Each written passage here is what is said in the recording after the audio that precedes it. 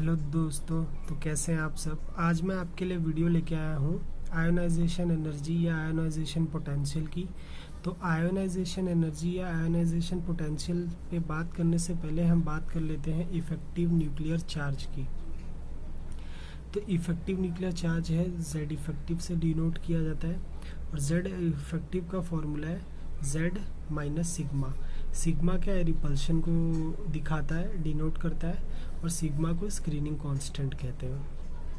Z जो है उसका मतलब क्या है, टोटल अट्रैक्शन या एटॉमिक नंबर। जब हम न्यूमेरिकल करेंगे तो एटॉमिक नंबर, टोटल अट्रैक्शन। और फिर Z इफेक्टिव क्या होता है,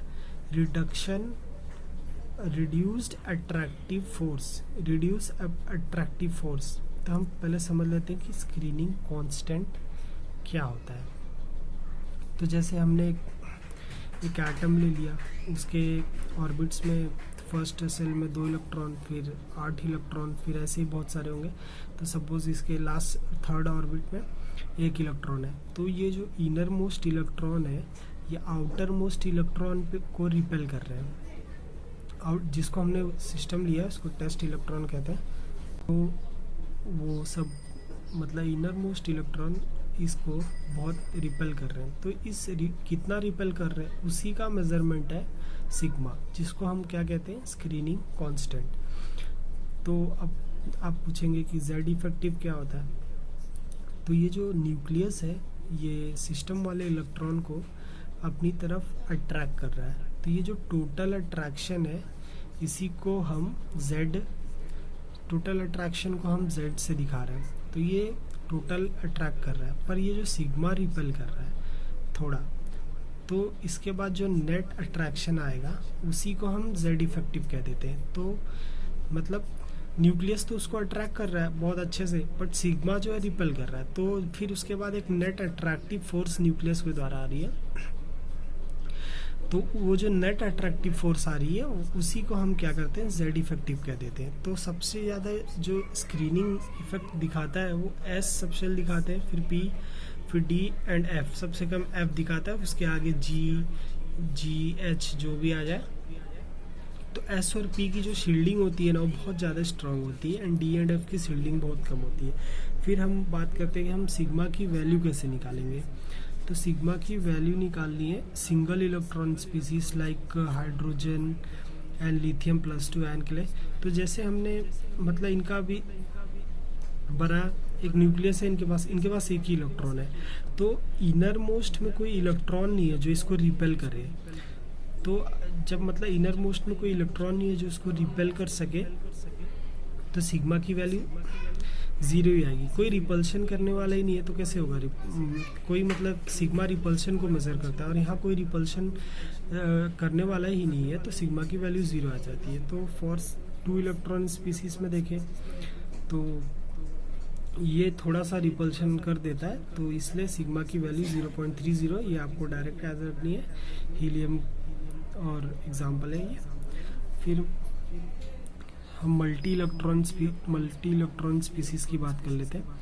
इसमें सिस्टम वो है जैसे Z इफेक्टिव हमें किस इलेक्ट्रॉन मतलब मल्टी इलेक्ट्रॉन में हम Z इफेक्टिव बहुत अलग अलग इलेक्ट्रॉन्स के निकाल सकते हैं। तो Z इफेक्टिव हम मतलब जिस इलेक्ट्रॉन का निकाल रहे हैं, जिस शेल में से निकाल रहे हैं, तो उसमें हम उस इलेक्ट्रॉन मतलब सिस्टम लेते हैं। तो वो ये सिस्टम है। और फिर S, P, D एंड आगे सब समझ में आ जाएगा आप लोग को। फिर N-1 इसकी वैल्यू 0.35 है, 0.85, 1, 0.35, 1, 1। हम एक एग्जांपल ले लेते हैं सोडियम। जैसे सोडियम 11 है, अब हमें Z इफेक्टिव निकालना है सोडियम 11 में। सोडियम का एटॉमिक नंबर 11 है। तो हमें कुछ बातों का ध्यान रखना है। तो हमें क्या करना है, इलेक्ट्रॉनिक कॉन्फ़िगरेशन लिखनी है इंक्रीजिंग प्रिंसिपल क्वांटम नंबर के ऑर्डर में। और जो सेम प्रिंसिपल क्वांटम नंबर जैसे ये 2 है, तो इसके S और P को क्लब करना है टुगेदर। और सपोज यहाँ पे अगर मतलब और D एंड F वाले को सेम मतलब एक साथ क्लब करना है। तो पहले इसमें कर लेते हैं, फिर डी का भी एक एग्जांपल लेंगे ताकि आपको समझ में आ जाए। तो n माइनस, तो फिर उसके बाद क्या करना है, जो आपका टेस्ट इलेक्ट्रॉन है वो बाहर वाला है तो उसको n रख लेना है, फिर उसके बाद n-1 रख लेना है, n-2। तो आपका जो टेस्ट इलेक्ट्रॉन या जो सिस्टम है वो s ब्लॉक वाला है। तो आपको टेबल में मैंने बताया कि s में 0, तो फिर सिग्मा की वैल्यू निकाल लेते हैं पहले, फिर बात करते हैं। तो सिग्मा की वैल्यू निकालने लगते हैं हम लोग। तो ये वाला तो एक ही है, यहाँ कोई रिपल्शन करने के लिए नहीं है, तो जो जिसको अपन सिस्टम मान लेंगे उसको कंसीडर नहीं करेंगे, तो वो तो 0 हो गया। फिर यहाँ बचे 6, 2 8 इलेक्ट्रॉन, तो 8। अब 0 n-1 में हमने क्या 0.85 लिया था, तो इधर 0.85 आ जाएगा, प्लस ये 2 इलेक्ट्रॉन और बच रहे हैं यहाँ पे, 2 के कितने, 2 में 1 आ जाएगा, तो फिर 8 5 40, 04 64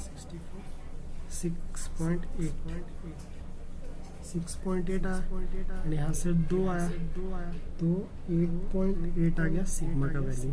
ठीक है, अब हमें Z इफेक्टिव निकालना है। तो Z इफेक्टिव क्या होता है, Z इफेक्टिव होता है Z माइनस सिग्मा। अब हमने लिथियम लिया था, अरे सोडियम लिया है, तो सोडियम का Z ये और ये सिग्मा हो जाएगा 8.8, तो इसकी वैल्यू आ जाएगी 2.2। तो ये Z इफेक्टिव आ गया सोडियम के।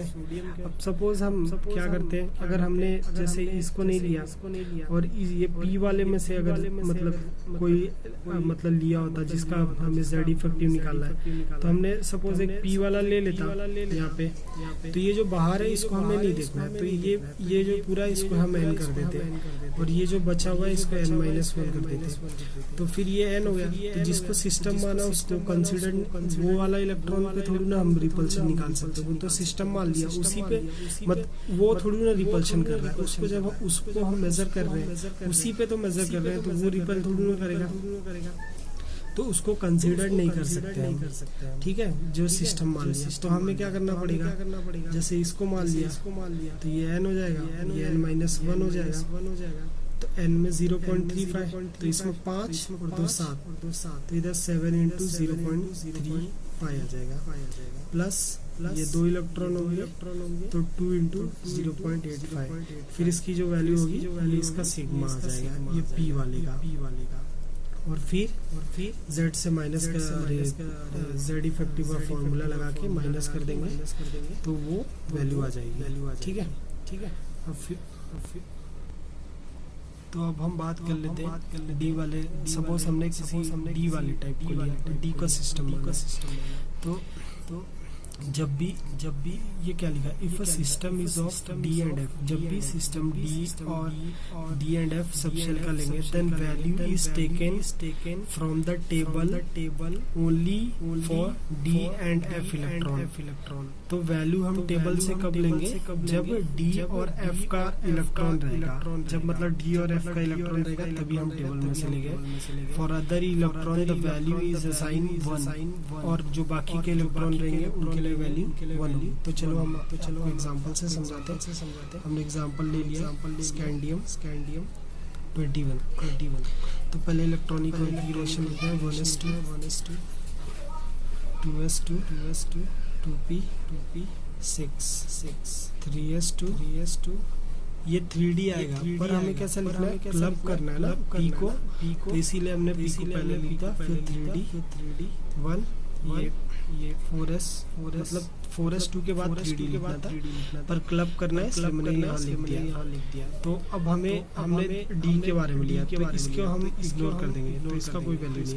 तो हम पहले D वाले को क्लब किए, फिर इसको क्लब कर लिए, फिर इसको क्लब कर लिए, फिर इसको क्लब, पर ये सेम प्रिंसिपल क्वांटम नंबर का है, तो इसको हम एक ही मानेंगे, n-1 n-2। ठीक है, फिर हम जैसे कि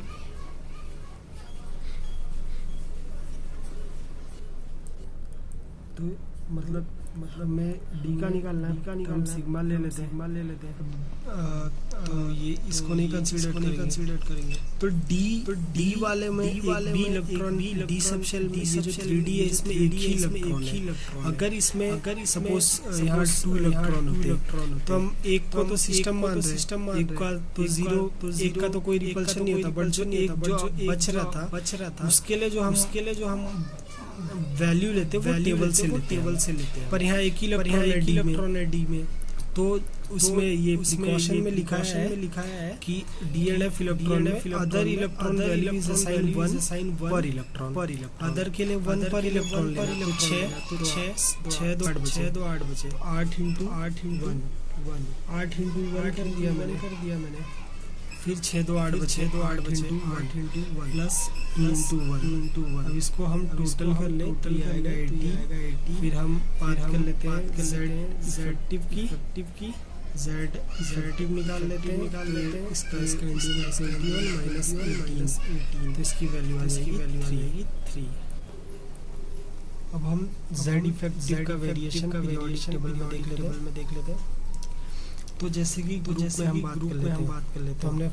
तो हमने फर्स्ट ग्रुप का एग्जांपल लिया, लिथियम, सोडियम, पोटेशियम, ये लिख लिया। Z की वैल्यू का सिग्मा। तो Z इफेक्टिव जो वैल्यू आती है वो 1.3 और 2.2, फिर इसके बाद ये कांस्टेंट हो जाती है। तो जब भी क्या होता है बॉटम मूव करते ग्रुप में Z इफेक्टिव मोर और लेस कांस्टेंट हो जाता है। तो जो प्रॉपर्टीज है वो ग्रुप में Z इफेक्टिव पर ज्यादा डिपेंड नहीं करती।